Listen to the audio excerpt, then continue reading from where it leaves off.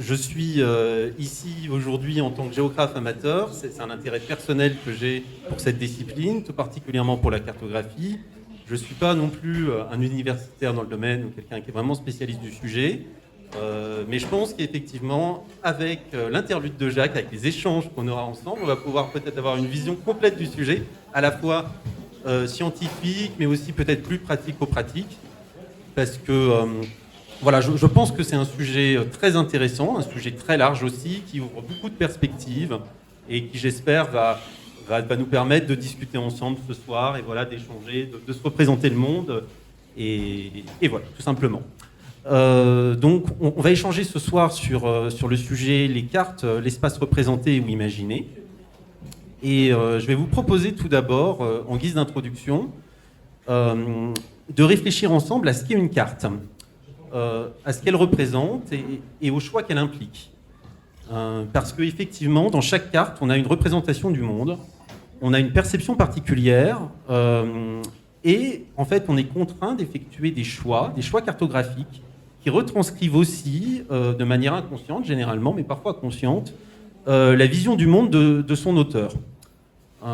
Alors déjà, on est contraint de choisir un type de projection, et ce type de projection, quel que soit celui qu'on choisit, il déforme en partie, je te remercie Jacques, en partie les angles, les aires ou les distances, parce qu'il est impossible de représenter une sphère comme la Terre de manière fidèle sur une surface plane.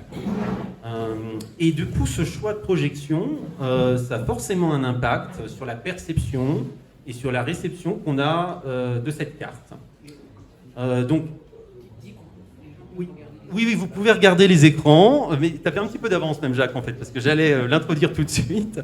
Donc, la projection cartographique la plus connue, c'est celle de Mercator, qui a été créée par un géographe de la Renaissance.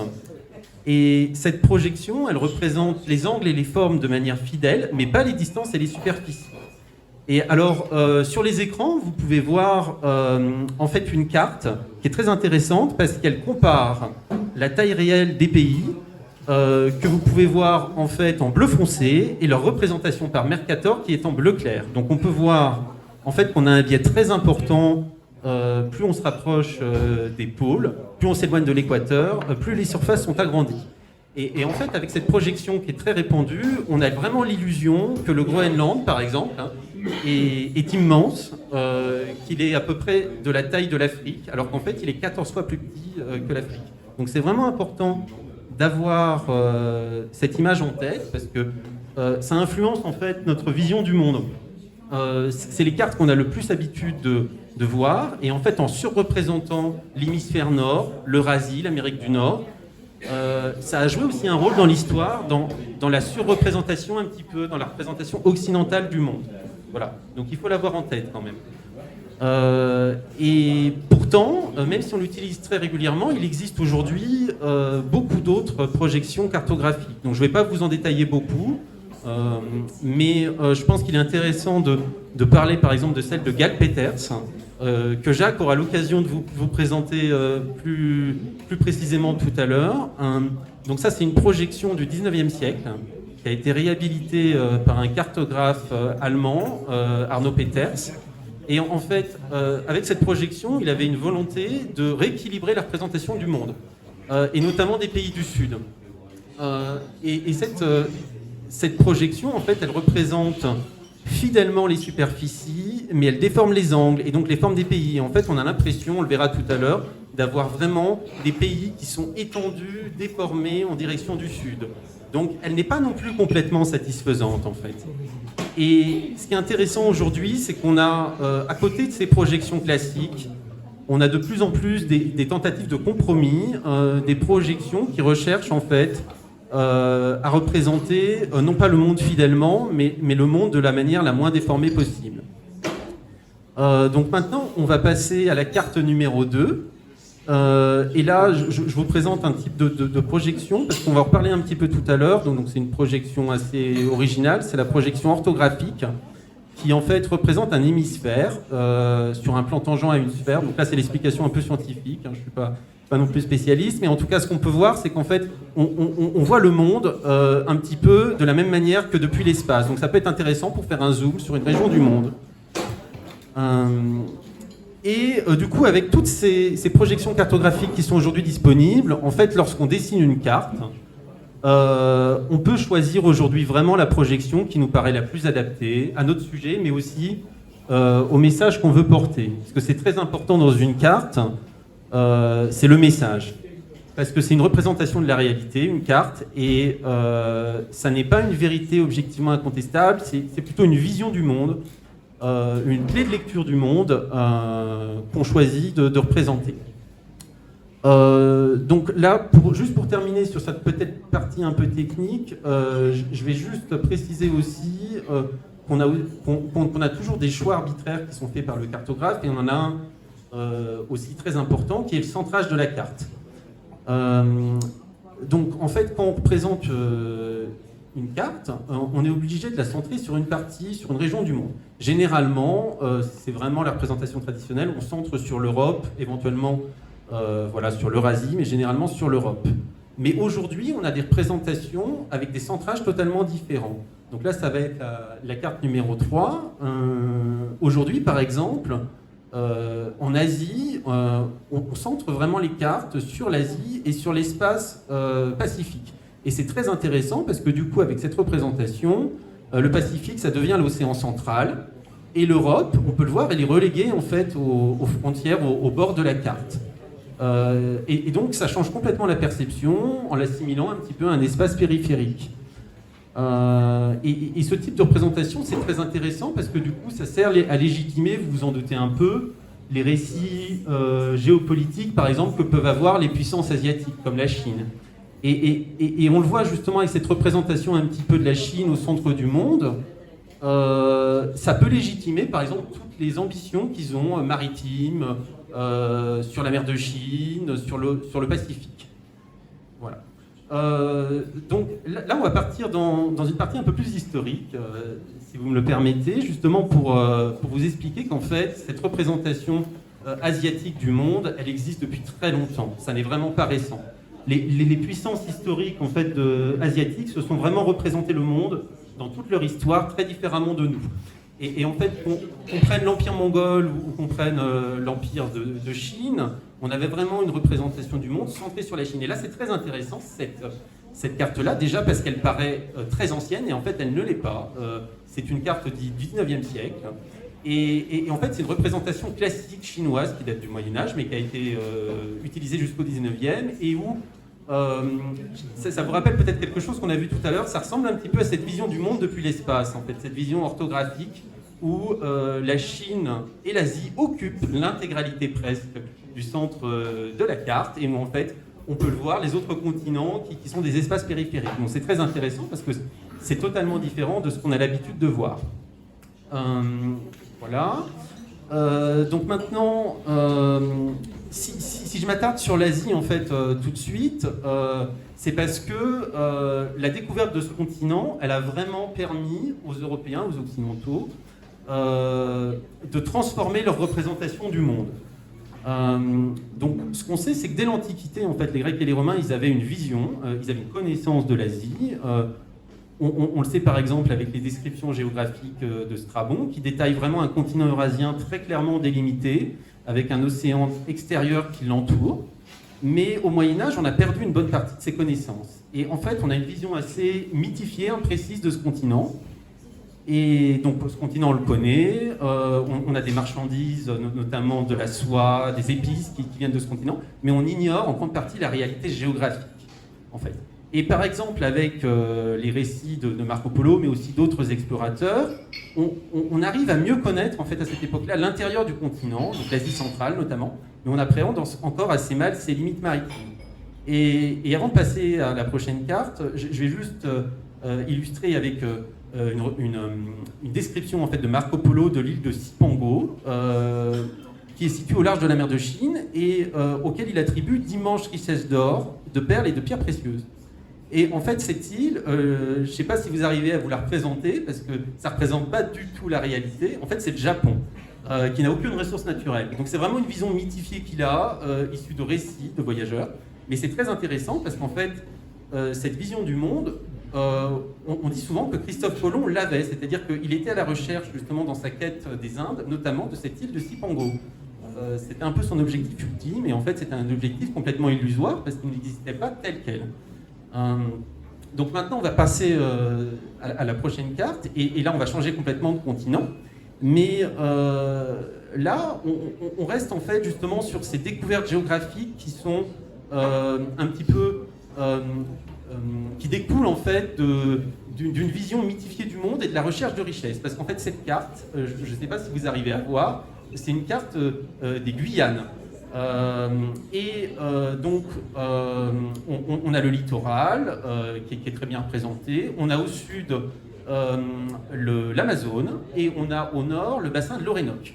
Donc ce qu'on peut voir, c'est qu'en fait les connaissances géographiques fluviales sont très bonnes, on voit qu'il y a une exploration de la région. Par contre, au milieu, au centre de la carte, on a un lac. Et ce lac, en fait, il n'existe pas. C'est un lac imaginaire issu de récits.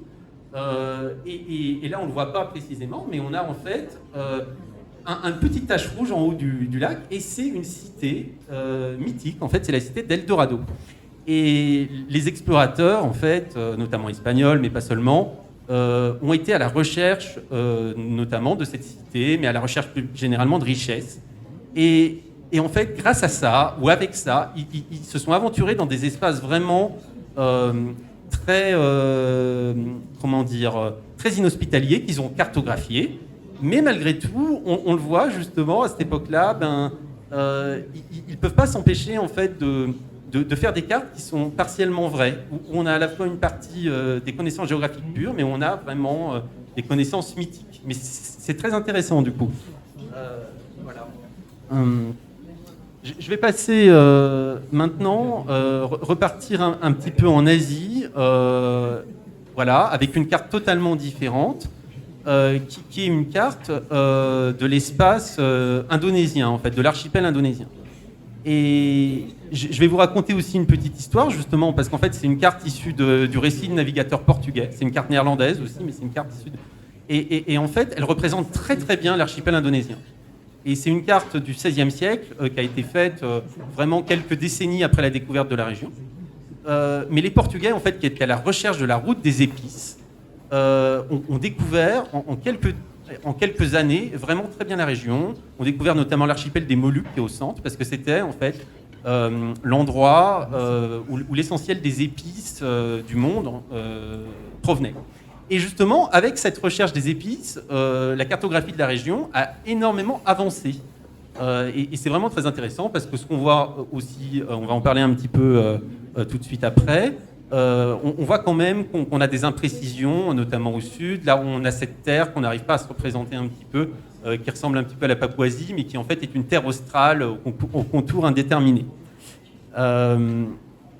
Et du coup, à cette époque, en fait, les connaissances géographiques, elles progressent avec les découvertes terrestres et maritimes, mais on a encore des mythes qui persistent en fait autour de territoires imaginaires et qu'on place encore sur les cartes. Et du coup, Jacques, si tu peux passer à la prochaine carte. Alors, c'est une map monde, également du XVIe siècle, et vous pouvez y voir un continent immense au sud, complètement imaginaire en fait, qui est cette Terra Australis. Et on la représente sur énormément de cartes de l'époque, et en fait, on peut y voir un petit peu une évocation à la fois de l'Australie à l'est, mais aussi de l'Antarctique. Donc on voit qu'on avait des connaissances géographiques quand même à l'époque, on avait quelques éléments, mais malgré tout, on voit que les proportions, on voit que la situation de la région est totalement incohérente. En fait, ce continent est énorme, mais c'est intéressant justement pour montrer que l'imaginaire, en fait, il y a toujours une part de réel dans l'imaginaire. Toutes ces représentations en fait, de terres imaginaires, elles découlent à la fois des récits des navigateurs, mais aussi de connaissances réelles géographiques, mais qui sont souvent mal retranscrites.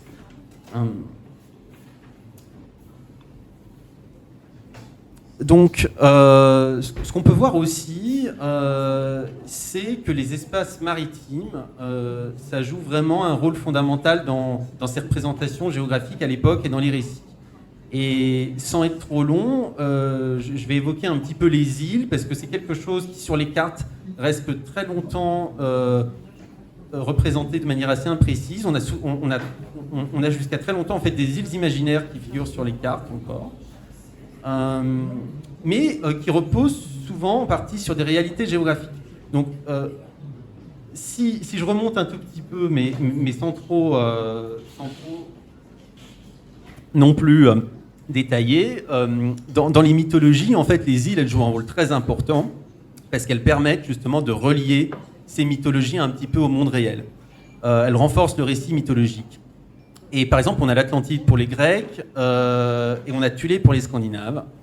On sait qu'en fait, Thulé, ça découle probablement d'une connaissance partielle du Groenland ou de l'Islande par les anciens Scandinaves. Et l'Atlantide, il y a plusieurs hypothèses, mais ça pourrait être relié par exemple aux archipels de l'Atlantique. Voilà. Donc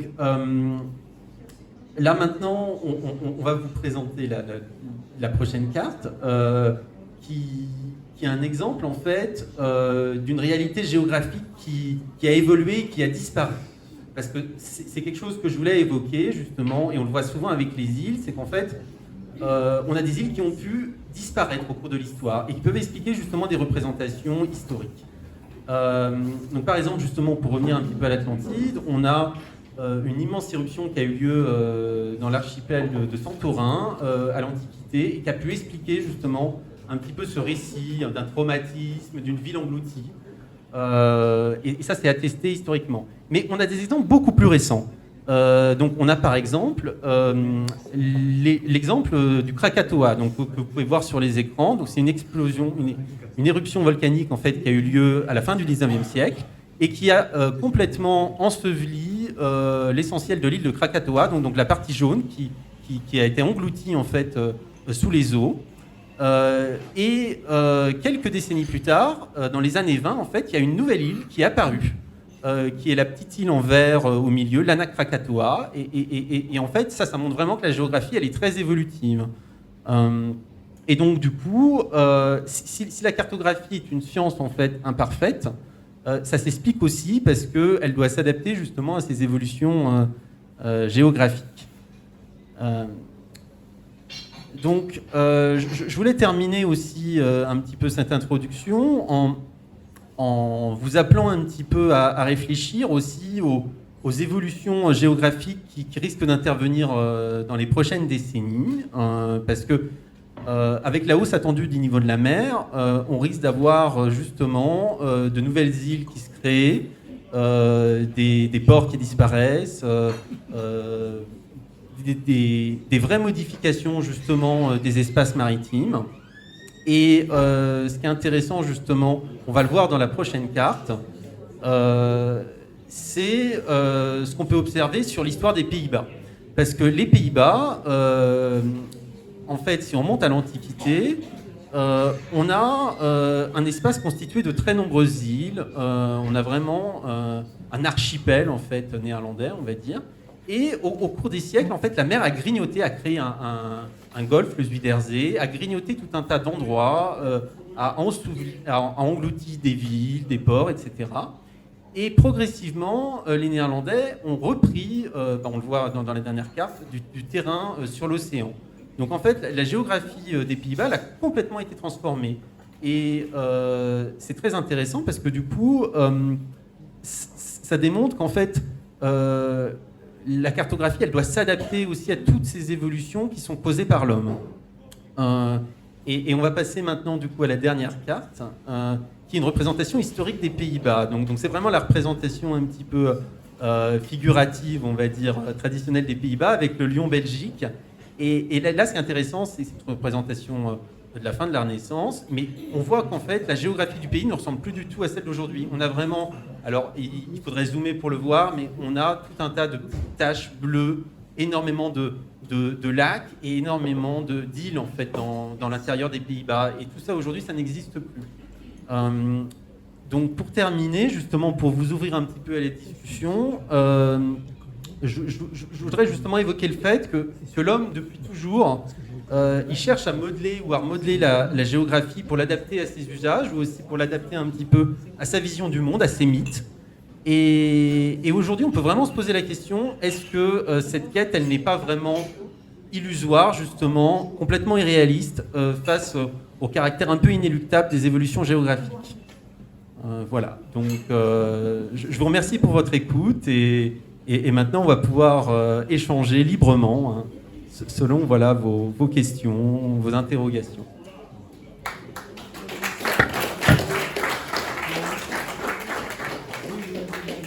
Eh bien merci. Alors, comme ça vient d'être annoncé, c'est le moment des questions. Alors je rappelle que lorsque vous avez une question, vous demandez le micro et vous posez votre question dans le micro de façon à ce qu'on puisse enregistrer tout ça.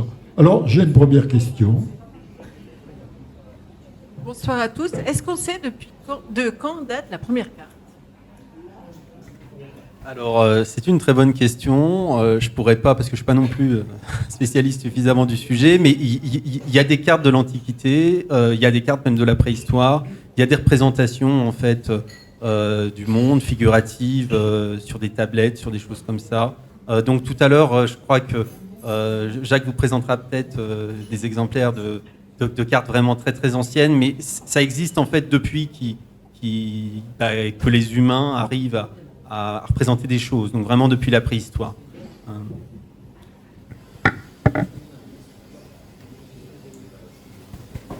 À propos de la date de première carte, je signalerai qu'à Athènes, sur l'agora d'Athènes principale, au 5e siècle, il y avait une espèce d'embryon de carte pour représenter les chemins, les routes qui allaient dans les États autour. Voilà, déjà. Donc on sait qu'il y avait effectivement des sortes d'embryons de cartes.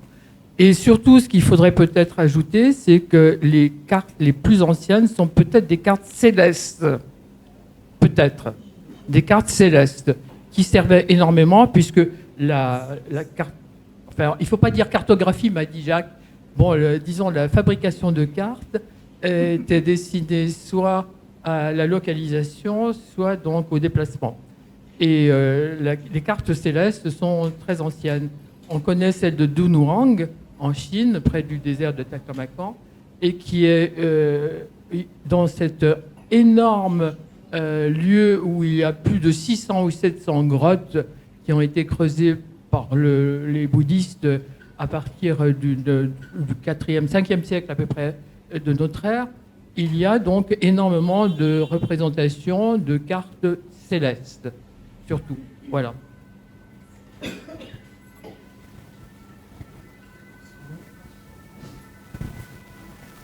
Juste pour information, la première carte définie comme carte chez les archéologues date de plusieurs milliers d'années, donc préhistoire. Et je l'ai mise en introduction de la soirée sur le site astronef.eu. Ça, c'est histoire de mettre un peu de pub. Voilà. Quant aux cartes célestes, on commence à en trouver déjà chez les Égyptiens entre 3 et 4 000 ans avant Jésus-Christ.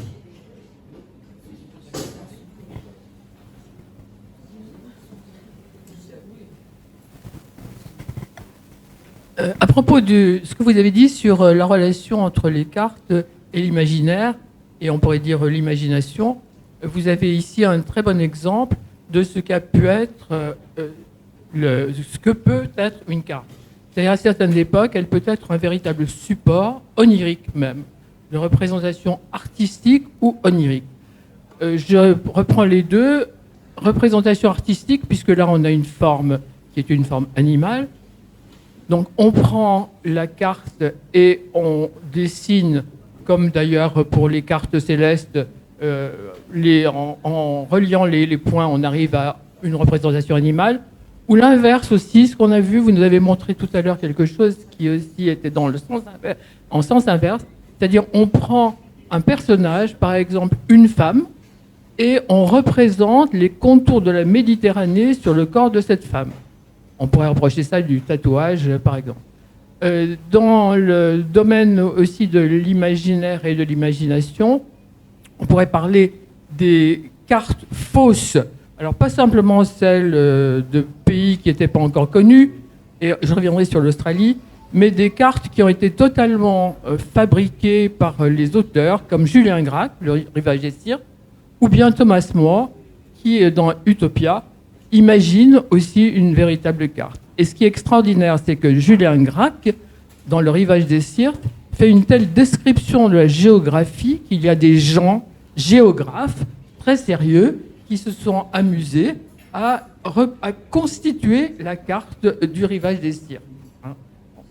Et enfin, sur les pays que l'on ne connaissait pas, en Australie, il y a quelques années, nous étions à Canberra et il y avait une exposition, comme il y en a chaque année, à la Bibliothèque nationale de Canberra, qui était sur l'histoire de l'Australie. Et là, c'était sur la représentation de l'Australie et l'émergence de la représentation de l'Australie dans la cartographie et l'émergence aussi de la connaissance progressive de l'Australie.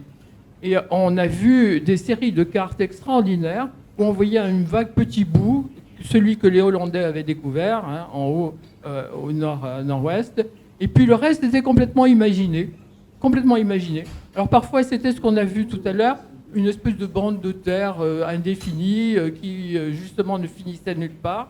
Et à certains autres moments, c'était vraiment l'imagination et le fruit de l'imagination des gens.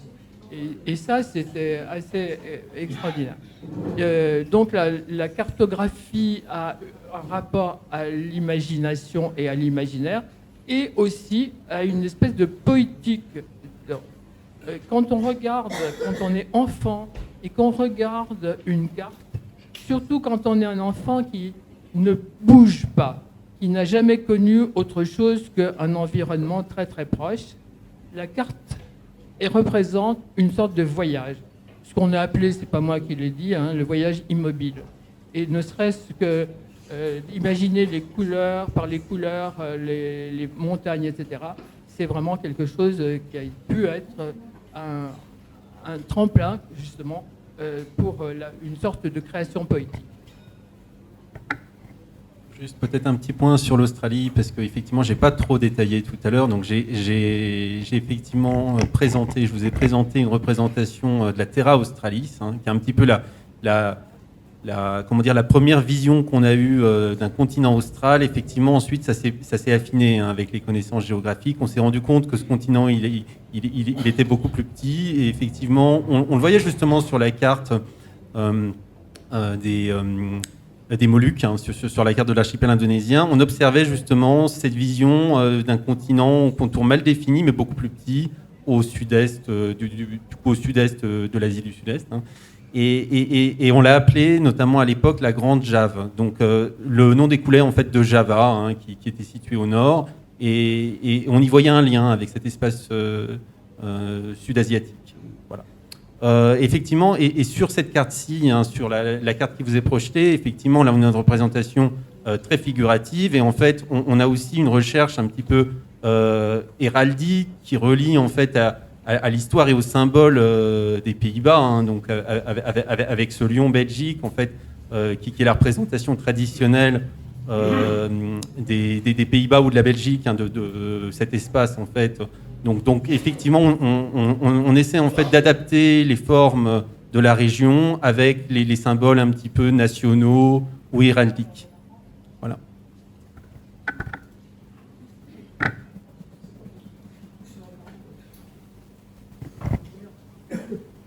Oui, bonsoir.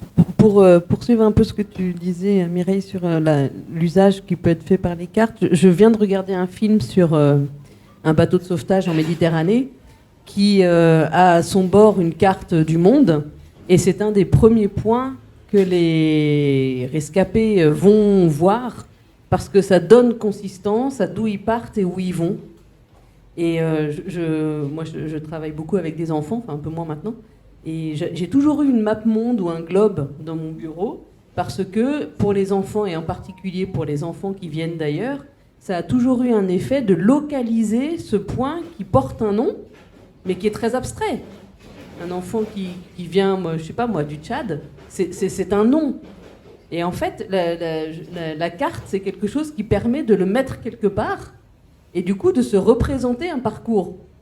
Et enfin voilà, c'est un peu ce que ça m'évoquait. Tout à fait. Mais du coup, si je peux intervenir un tout petit peu sur ça, effectivement, je pense que pour les enfants, les cartes, c'est vraiment un terrain de jeu. C'est vrai qu'effectivement, ils n'ont pas la même vision que nous de tout ça, mais c'est vrai qu'effectivement, quand ils s'intéressent à un endroit, quand ils entendent parler de quelque chose, effectivement, le représenter sur un globe, ça leur permet de se rendre compte vraiment de ce que c'est que cet endroit. Et effectivement, aujourd'hui, justement, je pense qu'en tant qu'adulte, on ne prend peut-être pas suffisamment cette peine d'aller rechercher justement sur un globe. Alors, peut-être que certains d'entre nous le faisons, hein, mais effectivement, c'est très intéressant parce que ça permet vraiment de se rendre compte les espaces géographiques autour d'un endroit et son environnement, et ça permet de comprendre beaucoup de choses. Donc c'est vraiment très intéressant. Et juste, je me permets un petit... parce que j'y ai pensé tout à l'heure, une petite chose justement sur les cartes imaginées. Comment je suis arrivé aussi à tout ça, c'est que quand j'étais enfant, je m'intéressais beaucoup aux bandes dessinées et notamment l'univers de Tintin avec ses pays imaginaires, c'est vraiment passionnant parce que en fait, dans les pays qu'il imagine, Hergé, il y a beaucoup de caractéristiques qu'on peut retrouver dans des pays existants et en fait, on peut s'amuser justement à imaginer leur emplacement géographique. Et il y a plusieurs hypothèses et elles sont toutes très intéressantes. Et vraiment, ça amène aussi à construire cet imaginaire pendant l'enfance et c'est évidemment un terrain de jeu fabuleux. Bonsoir. J'ai une question, en fait, là avec cette carte, par le symbole, on voit la grandeur et la puissance d'un territoire.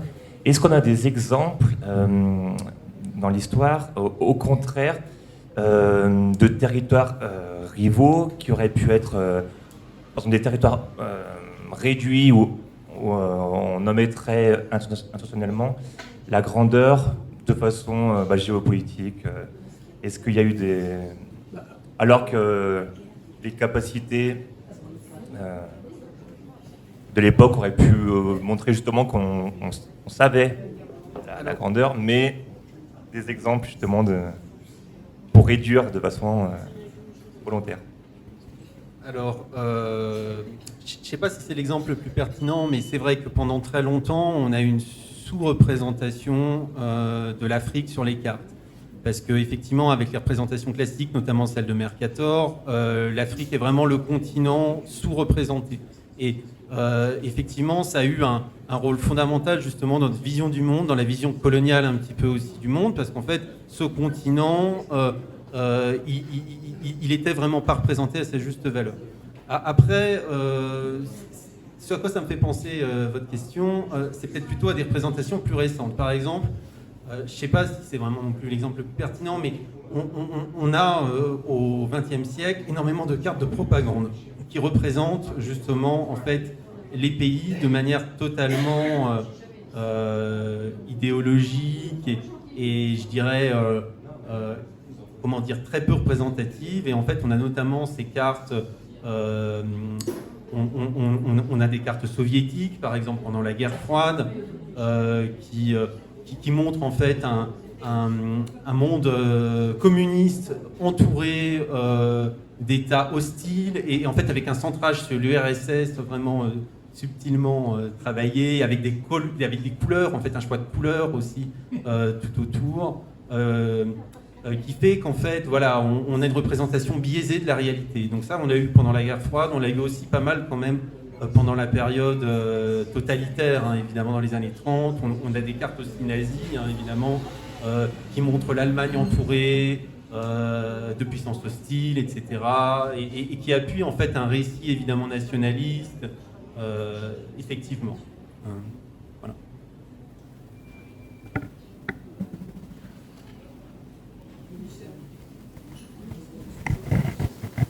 Tout à l'heure, on a parlé des GPS et je me demandais est-ce que les GPS amènent pas chez les jeunes le fait de ne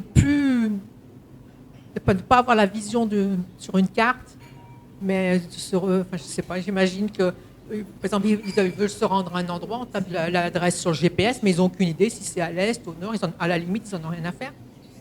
La voiture va décider pour eux par où il faut passer. Alors, c'est vrai, c'est un risque avec les GPS, mais moi je vois pas les GPS comme ça tout à fait, parce qu'en fait, je pense que ça dépend aussi si on se limite au GPS sur sa voiture. Effectivement, là, en fait, on choisit la destination et souvent, on prend pas la peine de zoomer, de dézoomer, de voir l'environnement de l'endroit où on se rend. Mais quand on utilise justement ces moyens un petit peu technologiques, qu'on l'utilise par exemple sur un téléphone, eh bien, on peut zoomer, dézoomer. Et on peut se rendre compte pleinement de tout ce qui entoure un endroit, de toutes les voies d'accès à un endroit. Et moi, justement, j'utilise notamment beaucoup sur mon téléphone, quand je veux me rendre à un endroit, je me permets de zoomer, de dézoomer, de me rendre compte de toutes les possibilités de mener à cet endroit. Et au contraire, en fait, l'outil technologique, il a un peu il renforce en fait mon attrait pour la géographie, parce qu'en fait il ouvre plein de possibilités. On peut zoomer, dézoomer sans cesse, on peut découvrir tout ce qui est autour. Et en fait sur une carte traditionnelle on peut pas le faire. On a un support papier, on a quelque chose qui nous limite. Et en fait là ce qui est un peu dommage justement avec le GPS, c'est que on prend peut-être pas assez la peine en fait de regarder tout ce que nous offre un GPS. Moi je pense que c'est parfaitement complémentaire des cartes. Mais effectivement, oui, il y a ce risque, c'est clair. Mais je ne le prends pas comme ça, mais il existe.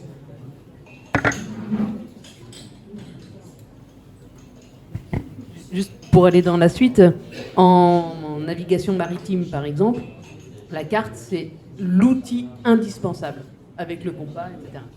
Et depuis l'apparition des GPS maritimes, il y a maintenant des gens qui naviguent qui ne savent pas lire une carte. Et contrairement à la route où on peut se garer sur le côté si jamais le GPS tombe en panne, sur un bateau, si le GPS tombe en panne, vous êtes foutu si vous savez pas lire une carte. Et il y a vraiment des gens qui ne naviguent qu'avec ça. Moi, j'ai jamais compris, parce que la carte marine, c'est quand même, au-delà de l'outil fondamental de la navigation, c'est quand même aussi un bel objet. Enfin, voilà. Mais donc, pour revenir à ce que vous disiez, effectivement, ça facilite la vie, mais à condition de ne pas s'en contenter. Sinon, on se met en danger.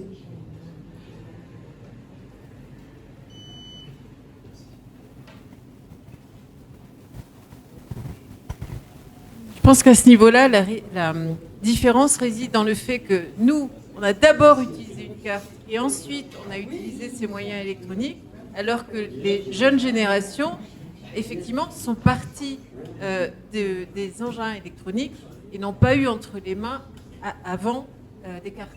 Donc ça fait la différence en fait. Oui, tout à fait, mais je pense qu'en fait, c'est quelque chose qui est tout à fait évolutif, parce que effectivement, les GPS a totalement bouleversé notre vision, notre représentation de l'espace.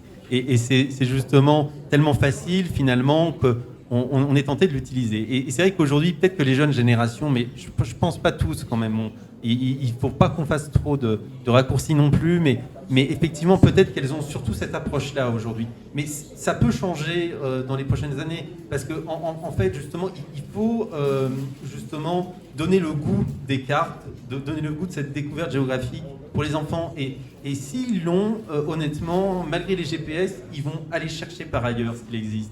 Je pense que c'est pas du tout... ça peut tout à fait évoluer. C'est vraiment sur l'instant présent.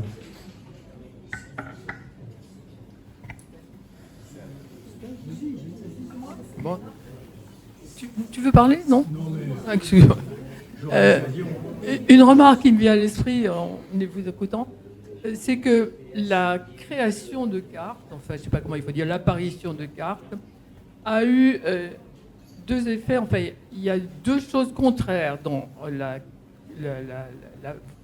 contemplation d'une carte et puis en même temps dans son invention. D'un côté, on a réduit l'espace, c'est-à-dire ce truc gigantesque, hop, on le fait comme si c'était un petit truc de rien du tout. Et en même temps, quand on lit une carte, si on est à un point immobile et qu'on n'est jamais sorti de chez soi, tout d'un coup, en regardant la carte, Ça vous agrandit l'espace, au contraire, autour de vous. Alors un espace que vous ne voyez pas véritablement, que vous imaginez, mais qui a quand même une certaine consistance et une certaine réalité à travers, comme on disait, les codes, etc. Bon. Ça, c'est quelque chose qui me semble être assez intéressant à dire d'une façon moins technique.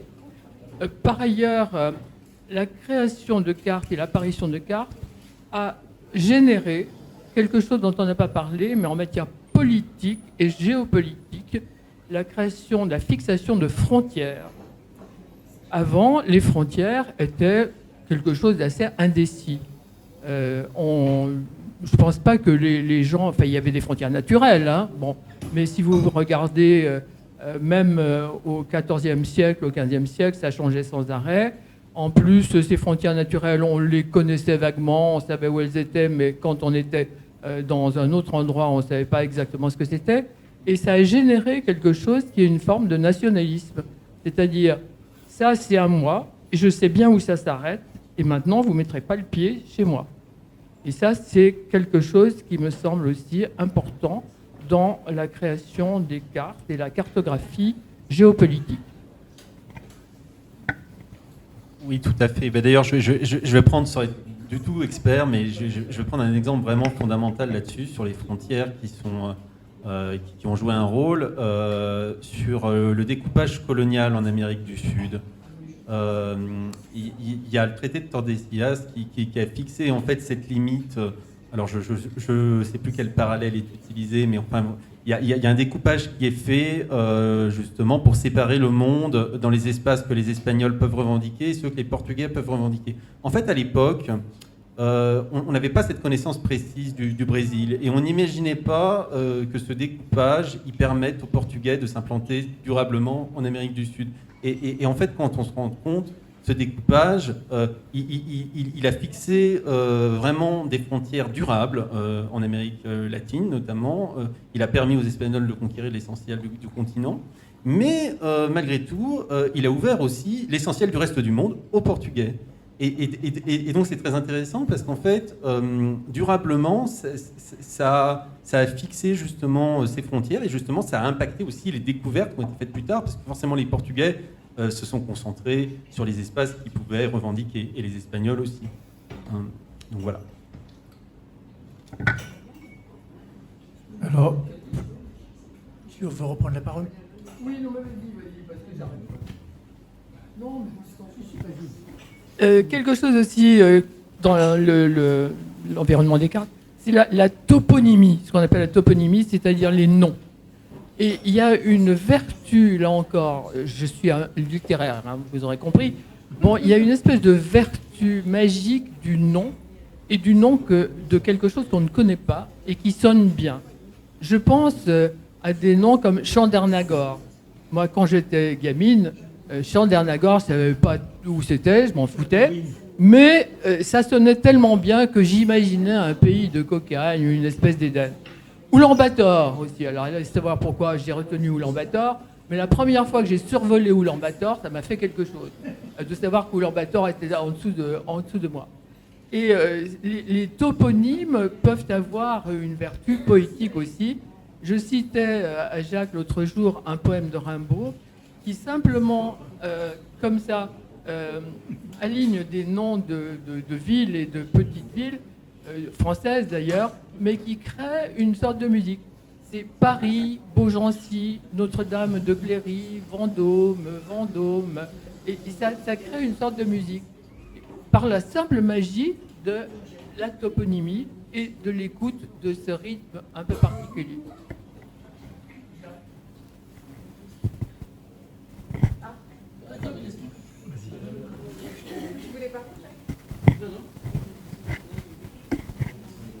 Moi, je dois que si on rêve des cartes au trésor.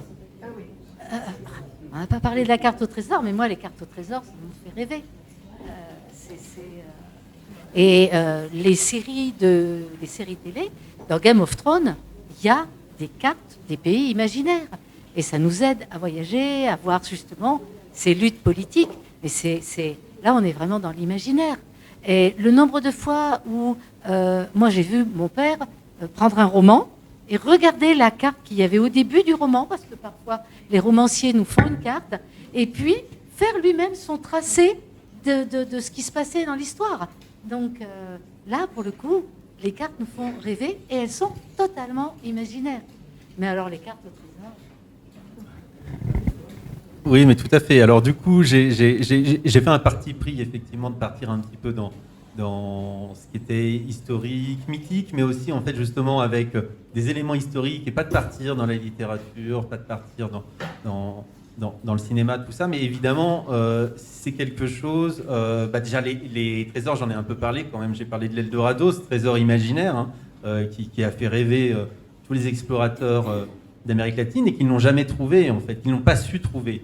Parce que, justement, je ne l'ai pas expliqué tout à l'heure, mais en fait, il y avait des richesses cachées en Amérique latine, mais ce n'était pas des trésors, c'était pas des trésors qu'on observait comme ça, ce n'était pas de l'or.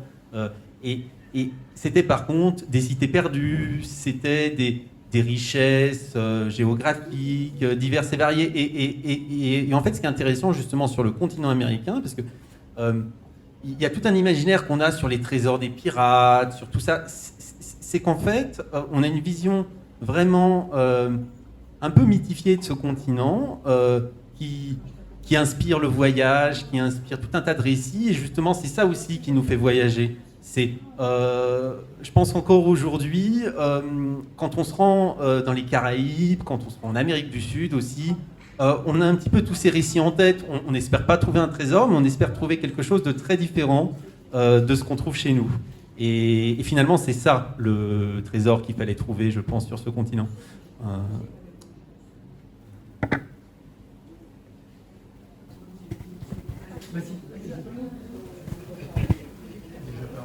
Une toute petite remarque, mais ce que j'ai toujours trouvé fascinant dans les cartes, c'est que finalement, même dans les cartes anciennes, les formes étaient souvent réalistes, en fait. Voilà, c'est tout. Oui, tout à fait, mais sans trop détailler, effectivement, dès l'Antiquité, en fait, on avait des connaissances quand même géographiques assez poussées, évidemment, de l'Eurasie, en fait, même, hein, pas seulement de l'Europe.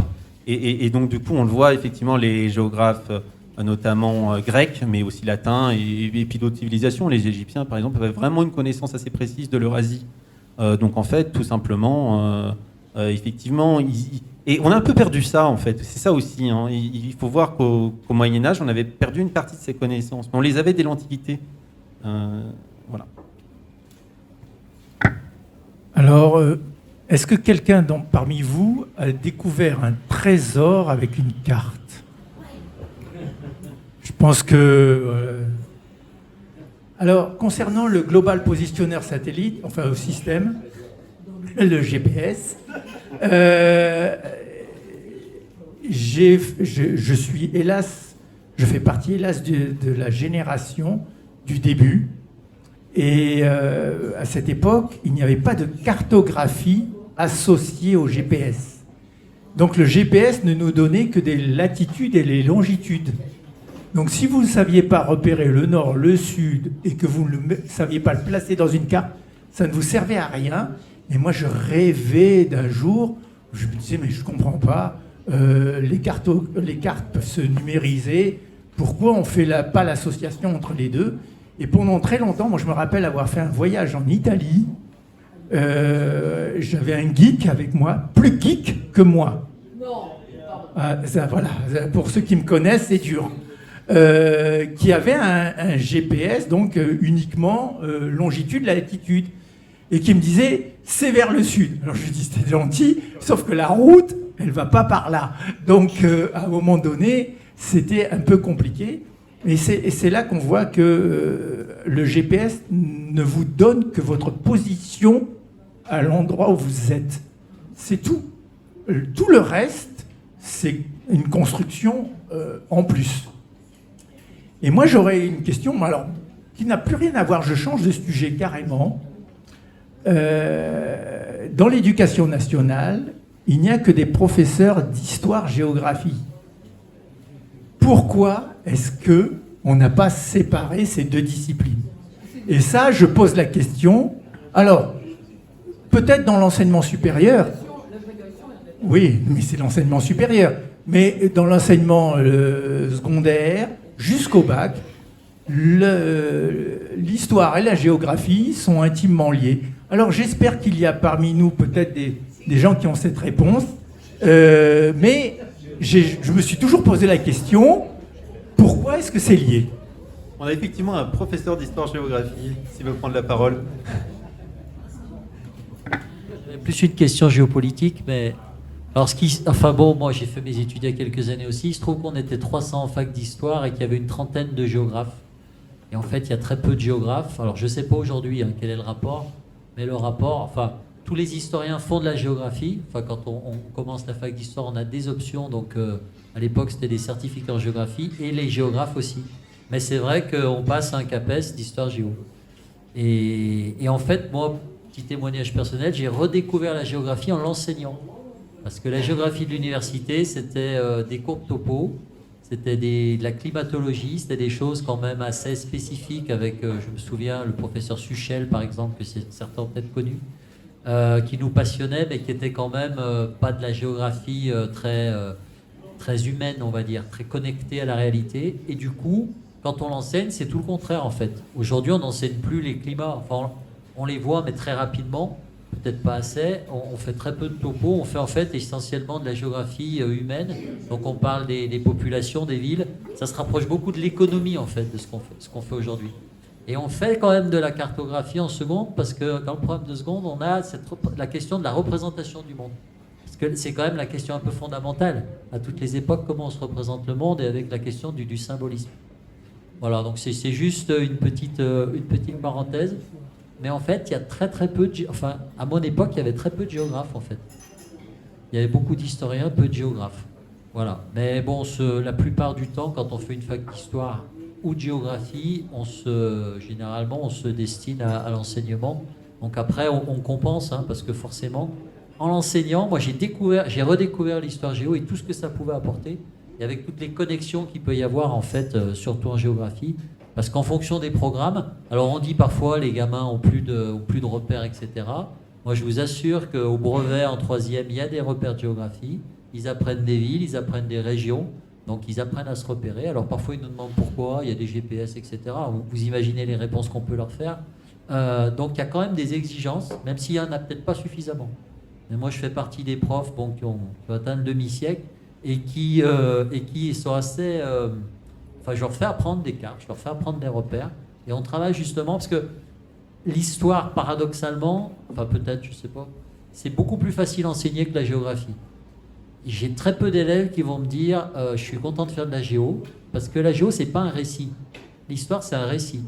Quelle que soit l'époque, vous leur racontez quelque chose. Et si le professeur est un peu passionné, comme notre ami Harald ce soir, et donc passionnant, et dans le récit, il va emporter ses élèves. La géographie, c'est beaucoup plus compliqué. Parce que la géographie, on décrit beaucoup, mais on ne les emporte pas dans un récit. Et c'est pour ça que c'est pas toujours facile. Et associer les deux, c'est intéressant parce que c'est deux disciplines qui se complètent, quand même, évidemment, parce qu'on fait forcément des références. Voilà. Donc c'est des disciplines très complémentaires. Et par contre, moi j'avais une question, parce que Harald a parlé tout à l'heure de la Chine, la représentation du monde. Et aujourd'hui, on parle beaucoup des empires, du retour des empires, donc chinois, russes, bien sûr. On parle de l'Iran parfois, de la Turquie. Et je me dis, est-ce que la géographie et la cartographie n'est pas finalement l'outil de l'impérialisme ? Est-ce que ça le renforce, ou est-ce qu'au contraire, ça relativise ces espaces ? Parce que du coup, dans une vision globale, on sait que le monde est un village, comme on dit, mais ça n'empêche pas effectivement ces logiques de conquête. Et pourtant, on est au XXIe siècle. Alors, est-ce que c'est la faute de la cartographie ? Alors, c'est une vaste question. Je te remercie, Paul, parce qu'elle n'est pas facile à répondre. Mais du coup, je vais tenter quand même une clé de lecture.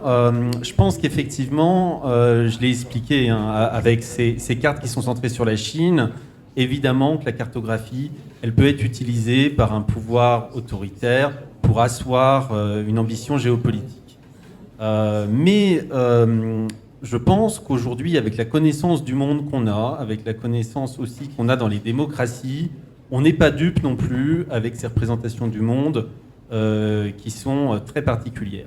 Par contre, ce qu'il faut vraiment avoir en tête, c'est comment les Chinois, ou même par exemple les Russes, se représentent le monde. Et comment par exemple les petits, je pense aux Russes, par exemple aux petits Russes, aux enfants russes, se représentent le monde. Non, parce que c'est vraiment intéressant ça, parce que justement, si on prend la guerre en Ukraine, par exemple, il y a énormément de cartes qui ont été faites sur la guerre en Ukraine, il y a vraiment une profusion, et la représentation côté russe, évidemment, elle est très différente.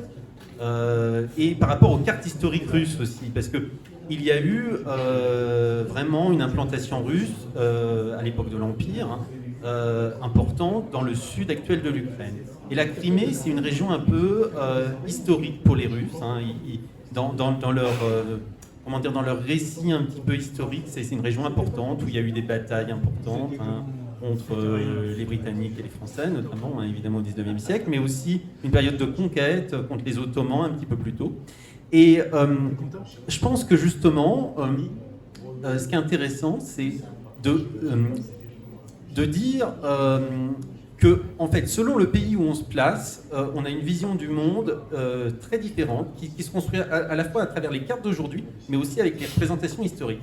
Et là, justement, pour la Chine ou pour la Russie, avec ces représentations historiques qui sont très différentes des nôtres, il faut bien voir que les habitants de ces pays ont une vision totalement différente du pays et aussi une vision totalement différente, notamment pour les Russes, du contact avec les Occidentaux.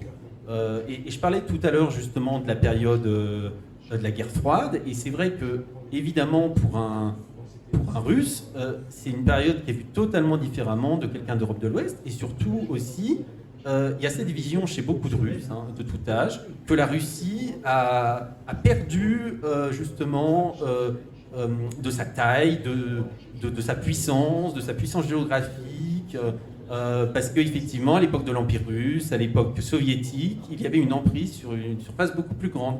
Et c'est quelque chose qu'on n'a pas toujours en tête, justement, en tant qu'Européens de l'Ouest, parce qu'en fait, nous, on se dit, mais la Russie, finalement, elle est aujourd'hui circonscrite à un endroit où habitent les Russes, en fait. Et sauf que l'Empire russe, c'était multiethnique, c'était beaucoup plus grand, et l'espace soviétique aussi. Et ça, c'est vrai qu'on n'y pense pas assez. Voilà. Alors, j'ai la chance d'avoir...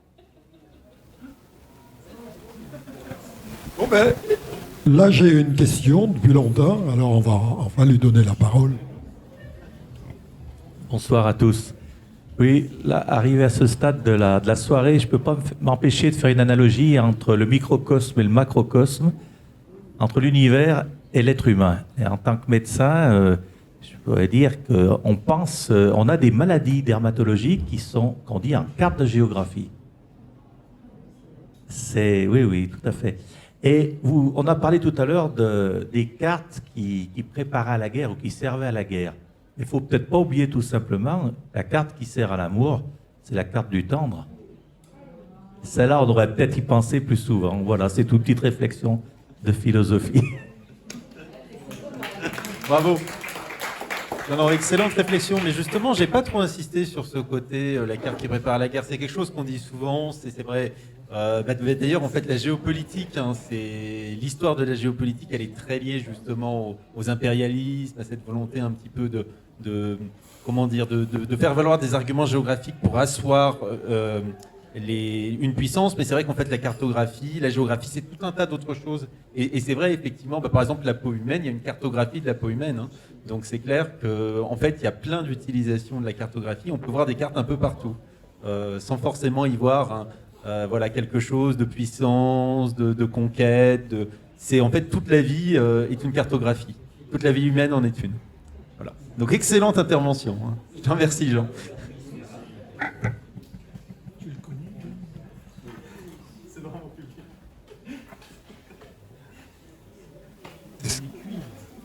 Est-ce qu'il y a d'autres questions? Non.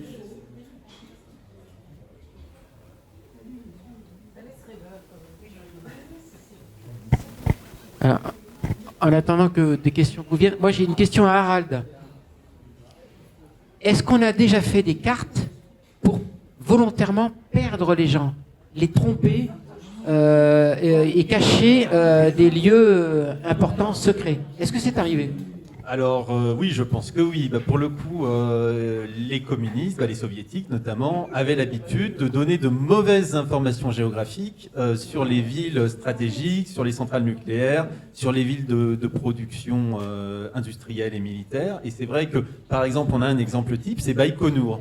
Parce que Baïkonour, c'est connu aujourd'hui justement selon le nom d'une ville du Kazakhstan. Donc était l'endroit où il y avait le cosmodrome en fait soviétique, qui est toujours utilisé, et en fait c'est une mauvaise information géographique, parce que Baïkonour, c'est à plusieurs centaines de kilomètres, cette ville elle existe, plusieurs centaines de kilomètres du cosmodrome, elle a été volontairement, c'est une fausse information qui a été volontairement divulguée par les soviétiques, justement pour que ça brouille les pistes. Voilà. Oui, et d'ailleurs, quand on regarde les livres des années 60, quand j'étais jeune et que je m'intéressais beaucoup à l'espace, on parlait pas de Baïkonour, on parlait de Turatam. Et c'était la base de Turatam, et personne ne savait exactement où elle était. Et selon les bouquins, elle n'était pas au même endroit. Oui, effectivement. Moi j'ai une question.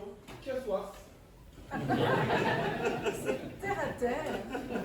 Tout le monde. On peut faire une cartographie du bar.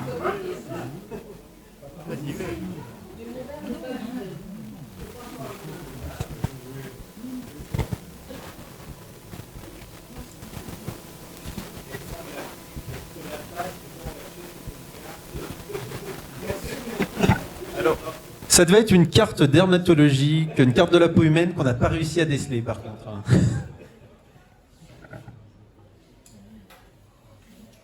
Bon, ben, je crois que là...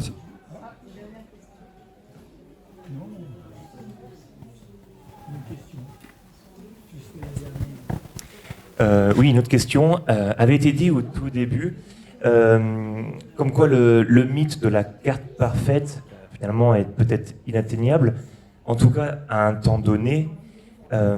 Pourtant, quand on voit les technologies qui évoluent, notamment par le GPS, et puis, alors j'essaie de me projeter, peut-être là on part dans l'imagination, mais avec les satellites, les drones, on peut supposer qu'un jour on aura des cartes dynamiques, enfin, même plus parler de cartes en fait. Je ne sais pas si vous voyez GeoGuessr, des cartes dynamiques et interactives qui montrent le monde réel mais à un temps donné. On peut s'imaginer qu'un jour on aura tout ça mais en temps réel. Je voudrais savoir comment vous imaginez le futur en fait du géographe, du cartographe. Comment vous voyez la profession, quelle utilité on pourrait avoir malgré en fait finalement il n'y aura plus d'interprétation. C'est là où je veux en venir. En fait, c'est que voilà, ça serait vraiment en temps réel. Voilà, comment vous voyez ça? Alors, c'est une très bonne question. C'est effectivement très difficile d'y répondre, mais par contre, je pense qu'en fait, il dépend justement d'un petit peu de ce qu'on cherche dans les cartes, en fait. Parce qu'effectivement, certainement qu'un jour, et on n'en est pas très loin, on arrivera justement à obtenir des informations géographiques, dynamiques, extrêmement précises, à avoir tous les détails qu'on peut avoir. Par contre, le problème qu'on aura là, c'est que déjà, on ne sera plus tout à fait sur une carte. On sera un petit peu effectivement sur une information géographique, des informations géographiques multiples. Et le problème déjà, ça peut être la lisibilité. Ça peut être difficile à lire, difficile à sélectionner. Donc je pense que le cartographe et les cartes seront toujours utiles parce qu'en fait, comme je le disais, une carte, c'est des choix. Donc en fait, ça permet aussi de faciliter la lecture, de sélectionner les informations selon celles qui sont utiles, selon ce qu'on veut représenter. On fait toujours des choix, on présente certaines choses et d'autres non, sciemment. Et le problème justement avec les nouvelles technologies, c'est qu'on peut avoir trop d'informations finalement qui rendent difficilement lisibles pour le commun des mortels et même parfois peut-être pour le spécialiste. Et justement, ça c'est l'avantage un petit peu de la carte, c'est qu'on va sélectionner les informations et justement on va permettre de faciliter la lecture. Et ça, je pense que ce sera toujours utile. Voilà. Merci. Oui, à partir du moment où la carte est une représentation, elle ne sera jamais le réel lui-même. Donc il y aura toujours un écart entre par exemple entre la terre, la côte, et puis ce qu'on représente de la côte. Donc il y a nécessairement un choix, et à partir du moment où il y a un choix, il y a une perte. Puisqu'on ne sait pas, on ne choisit pas.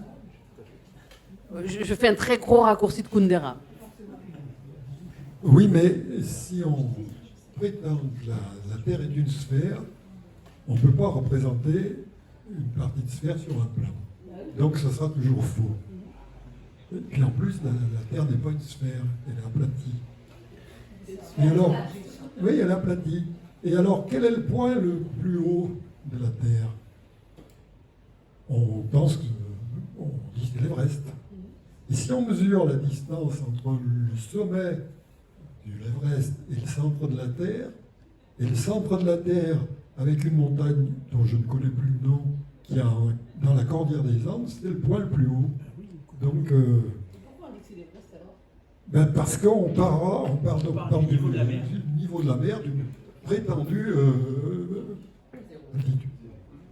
Oui, c'est parce qu'en fait, on détermine ce qu'on appelle le géoïde, qui est une forme, on va dire, qui ressemble plus à la forme globale de la Terre. Et effectivement, sinon, je crois que c'est la Concagua, qui est le plus haut sommet de la cordillère des Andes, et qui est le plus éloigné du centre de la Terre.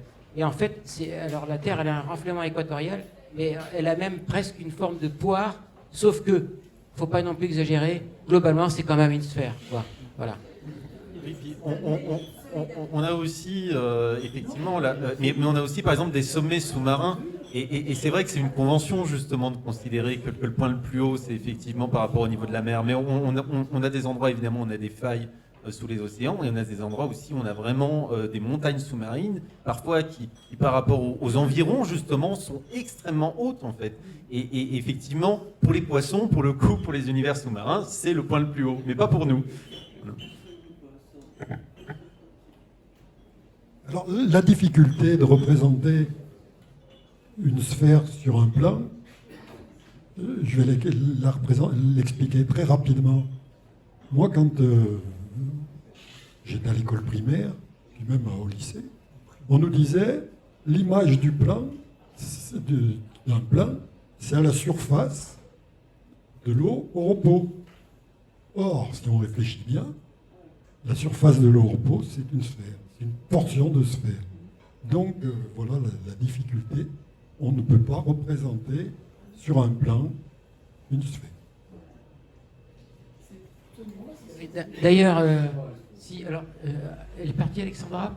Il y a un livre dont je vous recommande vraiment la lecture. Je crois qu'il est plus réédité, mais on peut le trouver encore d'occasion. C'est Le Grand Escalier de Paul Couteau, un astronome. Parce qu'en fait, il parle justement de cette difficulté du fait que la Terre est une sphère. Et par exemple, il explique que quand vous faites un immeuble très très très haut, eh bien, si vous utilisez le fil à plomb pour faire vos murs, eh bien, il sera, même si vous pensez que vous avez un immeuble qui est tout simplement un parallélépipède rectangle, ben, pas du tout. À la base, la surface au sol sera plus petite que la surface au dernier étage. De même, il fait un calcul.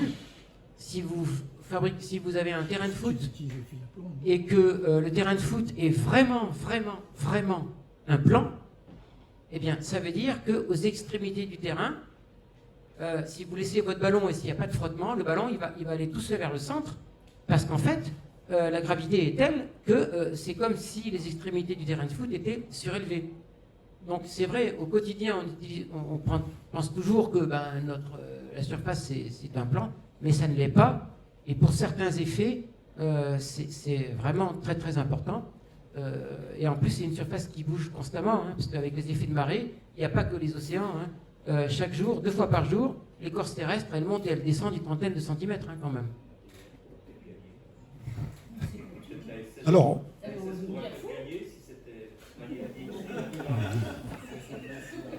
j'ai pas entendu ce qu'il a dit. Alors, pour représenter ce que tu disais du fil à plomb, si on prend le pont de Normandie qui est relativement haut, bien les 2 pylônes du pont de Normandie ne sont pas parallèles. Il y a quelque chose qui m'a interpellé tout à l'heure sur une carte. Donne-lui le micro. Oui, quelque chose m'a interpellé quand j'ai vu la Californie qui était séparée par... Et si les cartes étaient prémonitoires de notre avenir, parce qu'il y a la faille de San Diego, là, à ce niveau.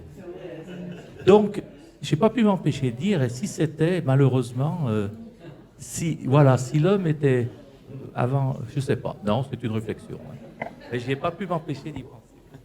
Mais effectivement, oui, je pense qu'on peut, on peut tout à fait s'imaginer justement ces évolutions avec les plaques tectoniques. Effectivement, il va y avoir des évolutions. Alors, on aura des choses bien avant, des évolutions bien avant, mais effectivement, peut-être que la Californie, en tout cas la basse Californie, pourra redevenir une île, s'échapper du continent, pourquoi pas, peut-être. Oui.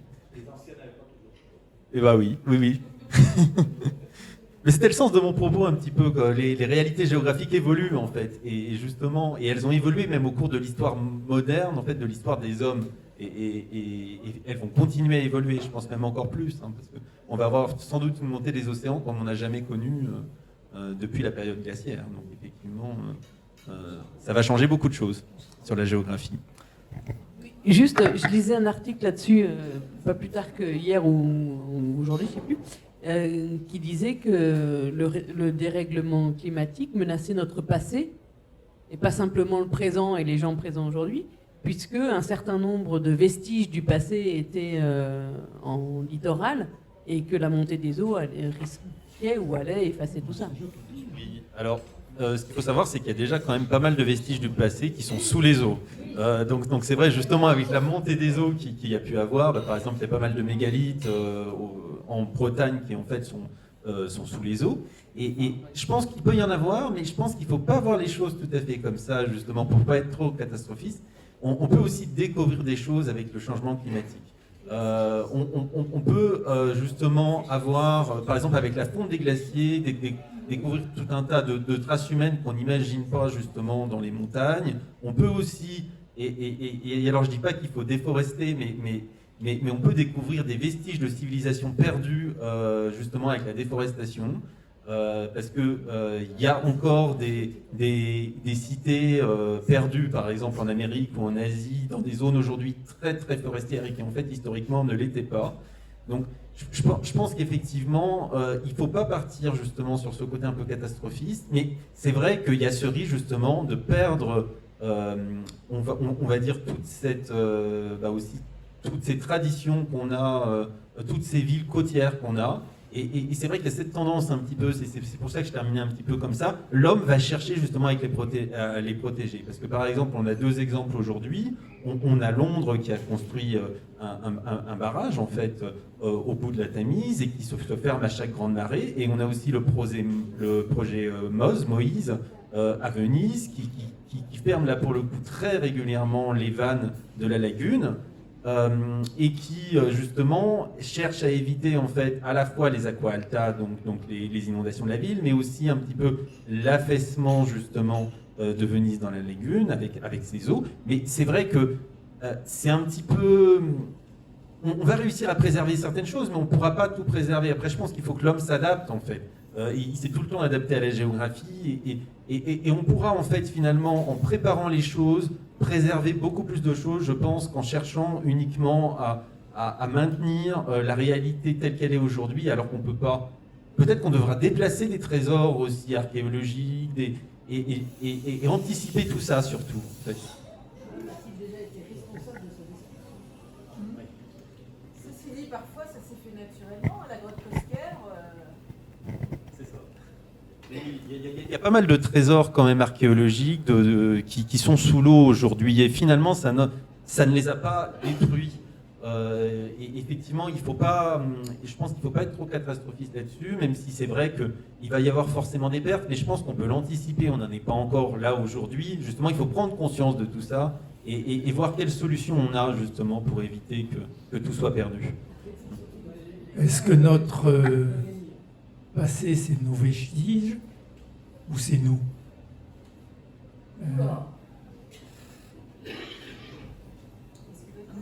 Parce que les vestiges, ça reste des cailloux. Notre passé, c'est ce qu'on en fait. C'est pas ce que les pierres nous disent, me semble-t-il. Oui, alors ça c'est vraiment une réflexion philosophico-politique, on va dire. Mais je pense qu'en fait, notre passé, ce qui est important, effectivement, c'est la manière dont on le perpétue et effectivement ce qu'on en retire. Parce que effectivement, on ne peut pas tout garder, on peut pas tout garder intact. Et finalement, c'est pas si grave, je pense, qu'on soit amené justement à changer par exemple de localisation, comment dire, à construire de nouvelles villes, à déplacer justement, à ce que l'homme se déplace. L'homme s'est toujours déplacé en fait. C'est quand même très récent finalement que l'homme se fixe dans des points fixes. Ça n'a jamais été vu comme un drame absolu à partir du moment où il arrive à trouver un autre emplacement avec des ressources, avec voilà, la capacité de construire des choses. Et je pense que ça, effectivement, à partir du moment où on l'anticipe et où on arrive justement à garder un petit peu la mémoire du passé, on garde ce qui est important, mais surtout peut-être qu'on reste aussi à notre place, parce que l'homme, justement, là, ce qu'on voit à travers ça, c'est qu'en fait, la géographie, la nature nous dépasse à un certain moment. L'homme cherche toujours à la dompter, et en fait, il faut accepter aussi qu'il y a certaines choses qu'on n'arrivera pas à dompter. De toute façon, la technologie ne permettra pas de tout maintenir tel quel. Donc, il faudra faire des choix. Et je ne pense pas que ce soit si grave, parce que en fait, il faut juste en prendre conscience, et à partir de là, on arrivera à tout un tas de choses. Et on n'en prend pas encore aujourd'hui suffisamment conscience. C'est ça le vrai souci, je pense.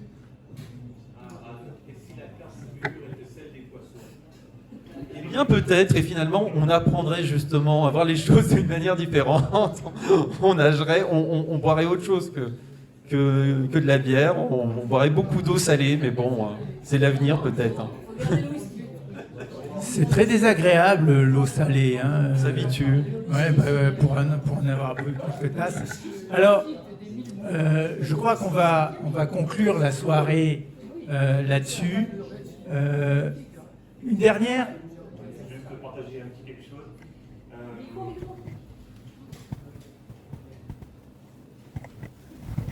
Merci. Oui, c'est simplement pour partager quelque chose que j'ai appris récemment et que je trouve passionnant. Sûrement que certains, ou même la majorité d'entre vous le savent déjà. C'est quelque chose qui est en lien notamment avec les cartes routières et même ferroviaires. Il s'agit du blob. Le blob, c'est un champignon. Et c'est un champignon qui crée des ramifications dans son environnement pour aller récolter en fait la nourriture, donc tout ce qui va être des choses pour se nourrir. Et petit, il va avoir ces ramifications, il va aller au plus rapide, en faisant des circuits très courts. Et il y a des expériences qui ont été faites notamment pour comparer avec le réseau ferroviaire du Japon, où ils ont recréé un petit environnement autour d'un blob. Ils ont recréé en fait comme si c'était les villes du Japon, avec des petits points de nourriture autour du blob. Et le blob, avec ses ramifications, a recréé exactement le réseau ferroviaire du Japon. Et du coup, je pensais à ce que tu disais par rapport au vivant et entre la géographie et le vivant. Finalement, on se rend compte que même les micro-organismes peuvent nous apprendre beaucoup de choses avec l'évolution et finalement les millions d'années qui ont fait l'évolution et la génétique et tout ce que ça a pu apporter dans le temps. Finalement, nous, à notre échelle d'humains, on est arrivé que très tardivement dans l'histoire, et finalement, même un micro-organisme peut nous apprendre énormément de choses sur les cartes.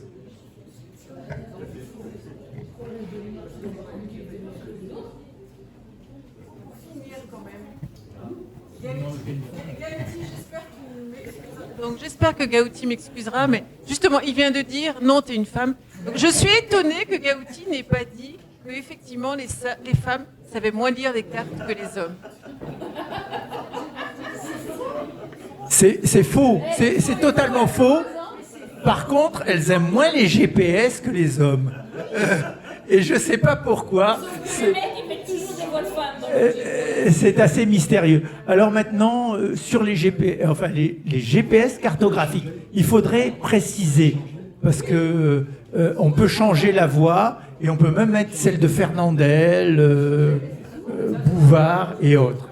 Donc, alors, je crois qu'on va conclure là-dessus. sur une pensée féminine. Et notre prochain café devrait parler de l'infini. Non, fini et infini. Fini et infini. Je ne vous dis pas le sujet. Là, on est à la limite. C'est le cas de le dire. Merci d'avoir été présent ce soir. Merci de vos interventions. Et merci au Café Les Artistes de nous accueillir.